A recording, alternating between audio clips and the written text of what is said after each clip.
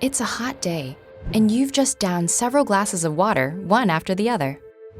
Behind the sudden urge that follows are two bean-shaped organs that work as fine-tuned internal sensors.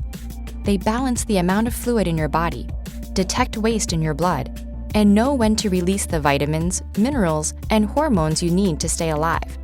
Say hello to your kidneys. The main role of these organs is to dispose of waste products and to turn them into urine. The body's 8 liters of blood pass through the kidneys between 20 and 25 times each day, meaning that together, these organs filter about 180 liters every 24 hours. The ingredients in your blood are constantly changing as you ingest food and drink, which explains why the kidneys need to be on permanent duty. Blood enters each kidney through arteries that branch and branch until they form tiny vessels that entwine with special internal modules called nephrons.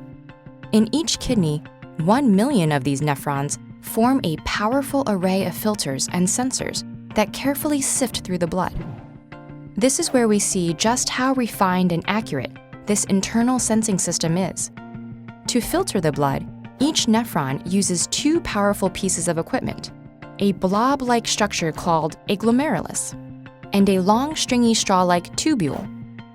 The glomerulus works like a sieve, allowing only certain ingredients, such as vitamins and minerals, to pass into the tubule. Then, this vessel's job is to detect whether any of those ingredients are needed in the body. If so, they're reabsorbed in amounts that the body needs so they can circulate in the blood again. But the blood doesn't only carry useful ingredients. It contains waste products too, and the nephrons have to figure out what to do with them.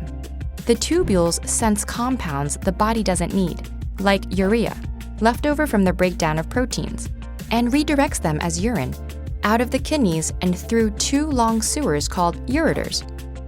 These tubes empty their contents into the bladder to be discharged, ridding your body of that waste once and for all. There's water in that urine too. If the kidney detects too much of it in your blood, for instance, when you've chugged several glasses at once, it sends the extra liquid to the bladder to be removed. On the other hand, low water levels in the blood prompt the kidney to release some back into the bloodstream, meaning that less water makes it into the urine. This is why urine appears yellower when you're less hydrated. By controlling water, your kidneys stabilize the body's fluid levels. But this fine balancing act isn't the kidney's only skill. These organs have the power to activate vitamin D to secrete a hormone called renin that raises blood pressure, and another hormone called erythropoietin, which increases red blood cell production.